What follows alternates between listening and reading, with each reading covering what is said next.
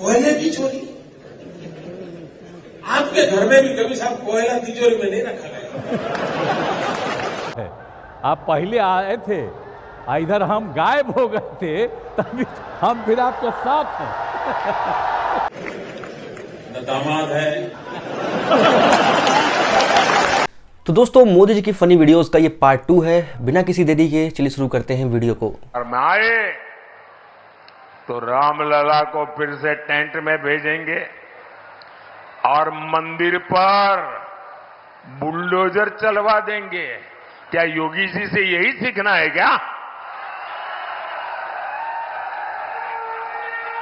अरे जरा योगी जी से ट्यूशन लो, बुलडोजर कहां चलाना कहां नहीं चलाना।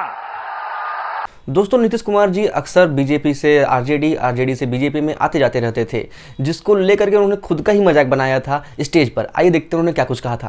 और आज तो मैं अभिनंदन करता हूं कि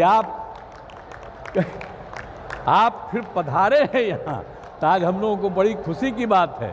आप पहले आए थे, इधर हम गायब हो गए थे, तभी हम फिर आपके साथ हैं। हम आपको आश्वस्त करते हैं कि अब इधर उधर होने वाले नहीं हैं, हम रहेंगे आप ही के साथ। इसलिए जरा तेजी से यहाँ वाला काम सब हो जाए, ये मुझको खुशी की बात है। और दूसरी बात है कि इस बार का जो चुनाव होने वाला है, तो इस बार तक कम से कम 400 सीट आप जीतिएगा, ये हमको पूरा भरोसा है। दोस्तों, मोदी जी ने हुसैन साहब को जय जगन्नाथ के संबोधित किया, लेकिन हुसैन साहब शायद जय जगन्नाथ बोलने के मूड में नहीं थे। देखिए वीडियो। अब आगे बढ़ते हैं। अब कौन जुड़ रहा है हमारे साथ?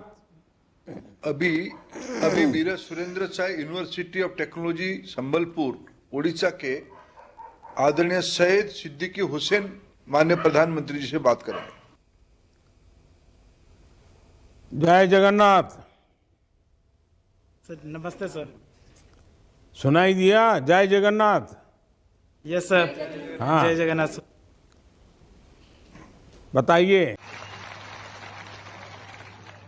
लेकिन क्यों नहीं बन पा रहा है, उस सवाल का जवाब हरियाणा के नागरिकों को खोजना चाहिए कि किन लोगों के हाथ में आपने नेतृत्व किया है कि हरियाणा की दुर्दशा है। अब आप बार बार तालियां बजा रहे हो, नारे बजा रहे हो, कभी आपके यहां हरियाणा सरकार के इंटेलिजेंस डिपार्टमेंट वाले घूमते होंगे, उनके कैमरामैन भी होंगे, वो फोटो निकाल करके मुख्यमंत्री जी को देंगे कि जब मोदी जी आए तो ये लोग उछल रहे थे। दोस्तों, कांग्रेस ने एक टीवी पे ऐड चलाया था, जिसका मजा लेते हुए मोदी जी ने कहा था कि पब्लिक अब टीवी पे चप्पल मारती है तो चोट कांग्रेस को लग जाती है। आपने देखा होगा गुजरात सरकार की एक एडवर्टाइजमेंट आती है, देखिए आपने, टीवी पे एक ऐड आती है जम करके, क्या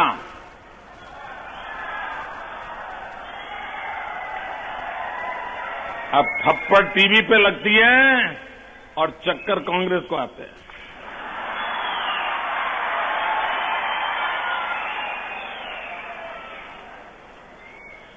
तो उसके विपरीत उन्होंने उसके सामने एक एडवर्टाइजमेंट दी,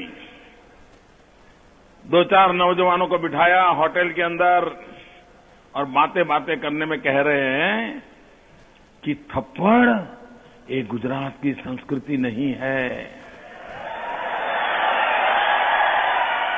ऐसा कह रहे थे ना, ऐसा कह रहे थे ना। 2 हफ्ते पहले ये कांग्रेस के मित्र गुजरात की जनता को संस्कार सिखा रहे थे, संस्कृति समझा रहे थे, और 2 दिन से उनकी एडवर्टाइजमेंट आ रही है, 20 थप्पड़ मार रहे हैं। और दोस्तों, इस वीडियो का सबसे बेस्ट वाला पार्ट, वीडियो को पूरा अंत तक देखिएगा, मजा आ जाएगा। देश के प्रधानमंत्री इसका जवाब नहीं दे सकते, वैसे भी मजबूत है।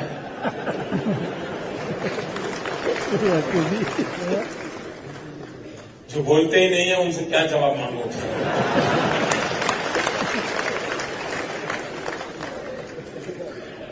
मित्रों, आज देश, आप देखिए, 20वीं सदी के उत्तरार्ध में पूरे विश्व में एक चर्चा थी। अब चर्चा ये थी कि अगली सदी हिंदुस्तान की सदी, 21वीं सदी हिंदुस्तान की सदी, ये चर्चा थी। और हम भी मनोमन सीना तान के घूम रहे थे, हाँ यार अब कुछ अपने अच्छे दिन आए, ऐसा लग रहा था। लेकिन इस दशक की ओर देखें तो लगता है कि हम कहां से कहां पहुंच गए। सारी दुनिया हमारी मजाक उड़ा रही है, हम हंसी के पात्र बनते जा रहे हैं। पूरा विश्व का ध्यान था कि हिंदुस्तान कुछ करतब करके दिखाएं। आज हिंदुस्तान इस अवस्था में जाके पड़ा है, कहां जाकर के हम रुके हैं। आप कल्पना कर सकते हो कि 21वीं सदी के प्रथम दशक के बाद कोई ऐसा भी दिन आता है जब इस देश के 19 राज्य अंधेरे की चपेट में आ जाते हैं। 70 करोड़ जनसंख्या, 48 घंटों तक बिजली उनको उपलब्ध नहीं है। अस्पताल में आधा ऑपरेशन हुआ है, बिजली डूल। ट्रेन रास्ते में रुकी पड़ी है, बिजली डूल। मां बीमार है, पंखा चल रहा है, बिजली डूल। बच्चों का एग्जाम है, बिजली डूल। 21वीं सदी में 48 घंटे तक इस देश का 80% हिस्सा अंधेरे में डूब जाए। सारी दुनिया ने भारत के खिलाफ इतनी निंदा की जिसकी आप कल्पना नहीं कर सकते। और मेरा सदनसीब देखो कि कम नसीब देखो, मुझे समझ नहीं आता है कि जितने आर्टिकल लिखे गए उसमें लास्ट पैराग्राफ और लिखा गया, लेकिन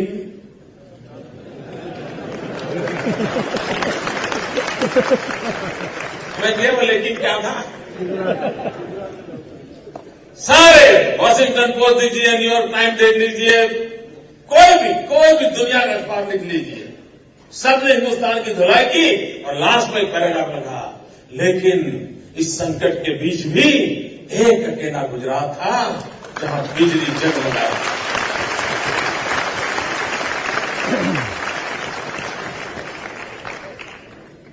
मित्रों, मुझे पीड़ा होगी, मुझे इससे आनंद नहीं आता है। मेरे देश की इतनी बुराई हो 21वीं सदी के कालखंड में। भाइयों बहनों, हम भ्रष्टाचार कई प्रकार के सुने हैं,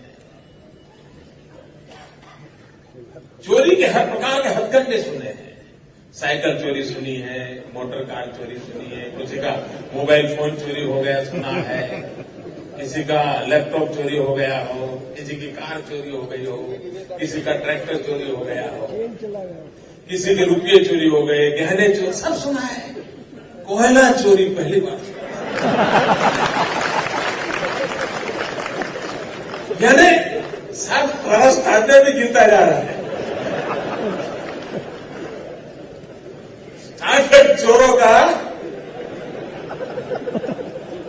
कुछ नहीं छोड़ा, कुछ नहीं छोड़ा। कोयले की चोरी, आपके घर में भी कभी साहब कोयला तिजोरी में नहीं रखा गया। यही बैंकिंग से साथ जुड़े होंगे, वो शायद लॉकर खोलना शुरू कर दिया, कोयला रखने का लॉकर। यानी देश किस तरह से लूटा जा रहा है, देश को किस तरह से बर्बाद किया जा रहा है। अब मैं सुखी हूं, मुझे किसके लिए लूटना है?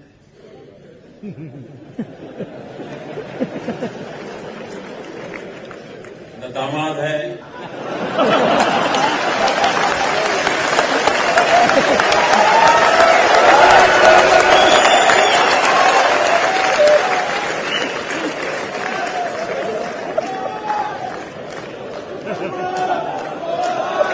भाइयों बहने, आप भी दामादों से बच के रहिए।